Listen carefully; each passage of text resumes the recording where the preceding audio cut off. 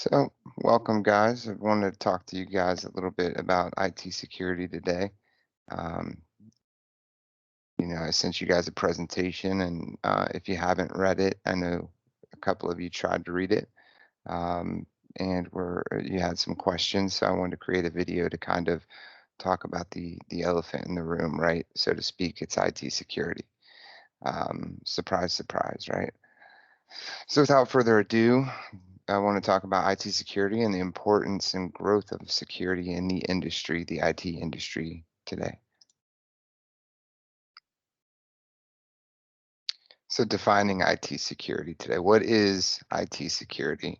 So IT security primarily focuses around three aspects of IT security: confidentiality, integrity, and availability. So you want to make sure all your data, whether it's being stored, transmitted, or it's being manipulated by the application, you want to make sure that it's confidential, meaning only the intended parties or recipients are able to view that data. You want to make sure that that data is not ruined in transit or storage or while you're manipulating it. So there's nothing changed, that there's a truth to it, right? That you can validate typically with a checksum. And then there's availability. You want to make sure that that information is available at all times for its intended purposes. Um, as I mentioned, you want to make sure it's stored in three primary locations: in storage, in transit, and while it's being manipulated within applications. So, what are some best practices of IT security? What are what's the proven method of success? What gives us the best IT security?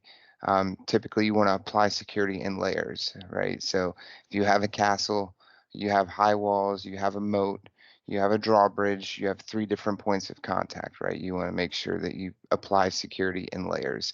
Same basic principles applied here. You also want to make sure that you have formal policies and you have a policy infrastructure, right, which is a PKI. So you want to make sure that those security policies are implemented, they're signed off on by whoever they need to be signed off on by, excuse me, and they're approved across an organization and implemented effectively. Also, when talking about IT security, you want to make sure that when you're looking for issues or you're approaching a security related issue, that you're doing due diligence. So you take the time to really go into all of the different aspects of security, that you're covering all your bases, right? Like when you walk into a building, you understand where all your exit points and entry points are. You want to make sure you do your homework, right? And you also want to look at security as a whole within an organization. So from everything from the physical layer to the application layer and everything in between. And you want to do that with a positive attitude, right? Not everybody's going to be happy about stringent security, having to go through multiple checkpoints to do certain things. So you got to keep a positive attitude about it to really help everybody get through their checkpoints and make sure that they're not um, cutting corners, so to speak, right? No shortcuts. You also want to have really detailed assessments regarding your risks, what threats are out there, and potentially any vulnerabilities. So you want to take a look at all three of those things in depth, prodigiously. Having a broad understanding of where those weak points are. And there are some tools, reach out to me. I can tell you about some of those. One of those that comes to mind is SWOT, um, determining what your strengths are, what your weaknesses, your opportunities for improvement, and what your threats are. Those are important things, and it's an easy acronym to remember: SWOT, SWOT. So that's strengths, weaknesses, opportunities, and threats. Again, you also want to take a look at risks, see where your risks are, and monitor where your threats and your vulnerabilities are at all times. Why is IT security important? Technology is growing rapidly at a quicker pace every year. The trajectory is always moving forward. It's always going up, right? So security is constantly growing. In 2020, the Washington Post actually reported a record global loss from cybercrime. So here's a prime example of the reason that IT security is so prominent. And that global loss was for $1 trillion. And the press even goes on further to estimate that cybersecurity is expected to exceed about 150 billion in 2021. So as I said, technology is continually growing at an even rapid pace, quicker pace each year, year by year. So costs for companies are growing larger. Companies are always looking for new ways to improve their security through applications, through networking, through infrastructure, anything you can think of, right? And they're looking for newer and brighter ideas that help them cut those losses. What are some emerging threats? So we talked about what's important. What are some of these threats that companies today are facing in this country and across the world, right? So three different kinds of emerging trends or threats in today's market. Ransomware. Um, you have With ransomware, you typically have a cyber attack that takes hold of a machine, or it could be an entire department, or it could be services. Um, and they basically hold that information from an organization or a particular person for financial gain. So think of it almost as being held hostage, hence ransomware. That's where the name comes from. And typically in a growing pandemic, it's being leveraged at a much larger rate right now, because they can profit from much larger payouts. Um, how are companies vulnerable from that right now? Well, most nonprofit organizations and people nowadays are not knowledgeable about technology holistically, about how it functions, what it does. To them, it's you're opening up a magic box, you power it on, and it does everything for you from death to taxes, right? Um, the issue with this is they lack the discipline to understand how the networking components, the hardware, the applications, how all those things communicate together to make this one effective, brilliant machine that basically runs their whole life for them, right? And that leaves them vulnerable. Without that understanding, you get behind the wheel of a car, you don't know how to use it, bad things can happen. Same principle here. um, how has that become a threat? So that vulnerability becomes a threat when organizations are convinced, or they're persuaded to buy into services or hardware that they don't fully understand how it's going to help their organization grow. They're married to a brand, or they're married to a partnership and a vendor relationship where they're kind of coerced into buying things based off of financial um, payoffs, things like that. Maybe they get a free gift card, maybe they get a dinner, vendor kickbacks, things like that. So really educating organizations from the top down about how their services and equipment function within the business is key to understanding how they can keep their company secure. What are some alarming threats or some trends that we've seen in 2021? And these are from Forbes.com, so shout out to Forbes.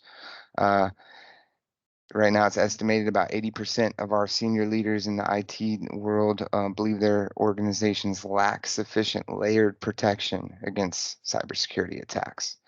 And it's also believed that 78% lack confidence in their organizations as a whole, and regarding their IT security posture. So 80% of the executives believe the company is not fully prepared um, to be successful in the future against cyber attacks, while another 78 of the entire organization population lack that similar confidence. Um, The U.S. Federal Trade Commission received 1.4 million reports of identity theft last year, and that number doubled from 2019. It's also estimated that the world loses $10.5 trillion annually by 2025. So that's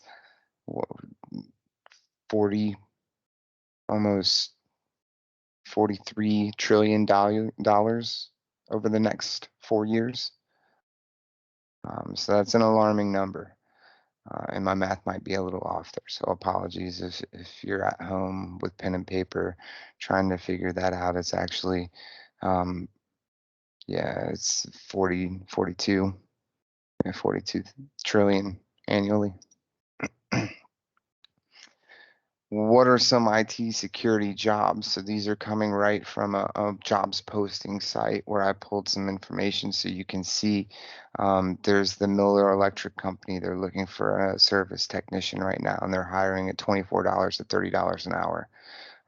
There's an investment firm out there that needs a director of security and cybersecurity. They're looking to pay upwards of $200,000 a year annually. So, for some of us, that's more money than we can, really have an understanding of what to do with at this point in our lives. So, and look at some of the job descriptions, right? And you're installing and configuring intrusive detection systems, sometimes prevention devices. You're putting together a list of access control systems, video surveillance, sensors, detectors, alarms, those kind of things, performing routine maintenance on them, monitoring alerts. Those are some of the things for the Miller Electric Company with the investment firm.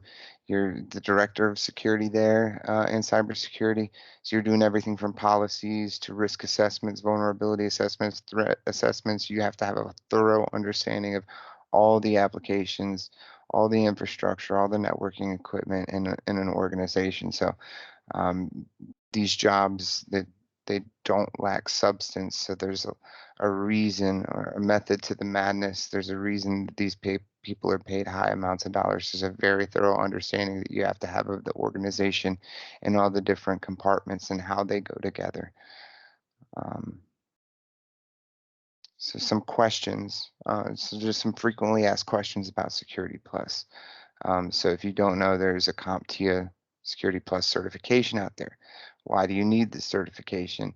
The certification, acquiring that certification proves to a company that they can have some confidence in you, right? They understand you have a proven track record of success. There's some integrity behind your words and your technical skills. It's stamped, sealed, approved by the industry. In combination to that, Cisco has their own security program, a CCNA security. So why would you not want to get a CCNA security certification and instead go with the Security Plus? I think Security Plus, if you're just starting out, right, it approaches the core concepts of security. You're not just restricting yourself to one vendor like Cisco. And sometimes companies like Cisco, they have their proprietary equipment that has syntax and context in their commands, and then their equipment that is really gives them a foothold in the organization. When people start to learn more about that syntax, it kind of drives the conversation towards their equipment. But one size doesn't fit all in technology, and having inclusive equipment and dispersed systems work together seamlessly is important. So restricting yourself to one vendor instead of focusing on the core technology, it could be really disadvantageous to you. So that's why I would choose the Security Plus over CCNA security. How much does that exam cost? So it's about $370 if you don't have a voucher or something like that. You can get a voucher if you take a boot camp or an educational program that gives you a voucher upon completion. And then you can get some reduced rates on the cost of taking the exam. But just taking the exam flat out, $370 is the cost of the exam. But it's priceless once you've received it, right? Because you can give yourself that pat on the back. You're a knowledgeable professional at that point. A lot would consider you a knowledgeable professional at that point. Um, the other question, last question, does the Security Plus exam certify you for life? It does not certify you for life. So completing it will typically keep you certified for about 2 years after the exam date, the date that you complete it. And from there, CompTIA typically revamps their test every 2 to 3 years. So there's a reason it expires is because the organization and the industry, CompTIA, they actually revamp, they change it, they update it. As I mentioned earlier, technology is always improving. Um, so yeah, that's Security Plus in a nutshell. This is me in a nutshell, telling you guys about Security Plus and the reasons why that I've pursued it through my career and the reasons I continue to try to learn and grow and approach this exam and certification and this knowledge with a fiery passion. So I wanted to share this with you guys, and hopefully this inspires some of you to read a little bit more, study a little bit more, maybe even get your Security Plus. If you get your Security Plus, send me a nice big smiling picture of you holding it. Nothing would make me happier. So thank you guys for watching this video. Love you for it. Hope you have a great night and a better day. Take care.